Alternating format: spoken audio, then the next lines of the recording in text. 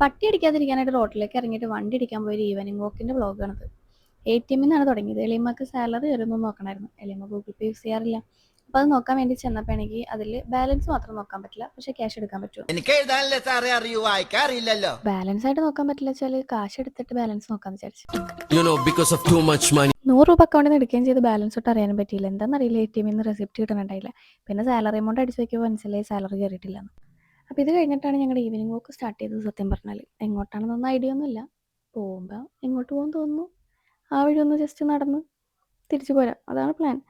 മെയിനായിട്ടും ഈ ഇടവഴി കൂടെയൊക്കെ നടക്കുന്നതാണ് നല്ലത്. അതാകുമ്പോൾ വലിയ വണ്ടികളൊക്കെ വന്ന് നടക്കാനും ബുദ്ധിമുട്ടുണ്ടാവില്ല.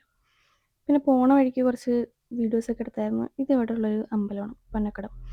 അപ്പോൾ ഈ വീഡിയോ എടുക്കാൻ കാര്യം വേറൊന്നുമല്ല, ഈ കാണുന്നത് കാവാണ്. അപ്പോൾ ഇതിൻ്റെ നമ്മൾ ആ വഴി പാസ് ചെയ്തപ്പോൾ ഇതിനെപ്പറ്റി സംസാരിച്ചുകൊണ്ട് പോയത്. അപ്പോൾ ഞാനതൊന്ന് കാണിക്കാമെന്ന് വിചാരിച്ചത്. പുറമേ നോക്കുമ്പോൾ ഭയങ്കര ഒരു കാട് പോലെ ഉണ്ടെങ്കിലും ഉള്ളിൽ കൂടെ ഒരു കാവ് സെറ്റപ്പാണ്. നടക്കാനൊക്കെ ഞാൻ സ്കൂളിൽ പഠിക്കുന്ന ടൈമിൽ NSS ക്യാമ്പിൻ്റെ ഭാഗമായിട്ട് ആ വഴി ആ കാവിൽ പോയിട്ടുണ്ട്. അപ്പോൾ അവിടുത്തെ ആംബിയൻസ് ഒക്കെ അടിപൊളിയാണ്. അപ്പോൾ അത് പറയാൻ വേണ്ടിയിട്ട് ഞാൻ ആ വീഡിയോ എടുത്തത്.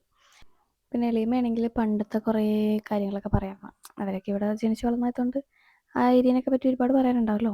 പിന്നെ ഞങ്ങൾ നേരെ മെഡിക്കൽ കോളേജ് പോണ റൂട്ട് വഴിയാണ് ഇന്ന് കയറിയത്. അപ്പോൾ ഈ വഴിയൊന്നും അധികം വണ്ടികളില്ലാത്തതുകൊണ്ട് നടക്കാനൊക്കെ ഭയങ്കര അടിപൊളിയായിരുന്നു. കണ്ട നല്ല രസമില്ലേ? എനിക്ക് ആ ഏരിയ ഭയങ്കര ഇഷ്ടമായിരുന്നു. ഞങ്ങൾ ഇടയ്ക്ക് ഇങ്ങനെ മെഡിക്കൽ കോളേജിൽ പോകുമ്പോൾ ഈ വഴി നടന്നൊക്കെ പോകാറുണ്ട്.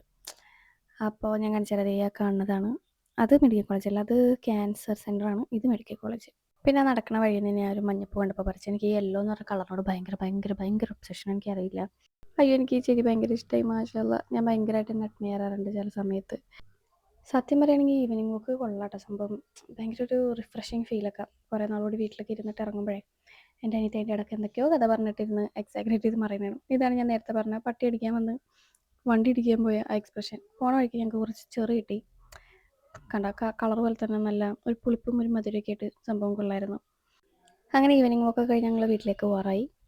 ഈ വഴിയാണ് നമ്മൾ വന്നത്, ആ വഴിയാണ് നമുക്ക് പോകേണ്ടത്.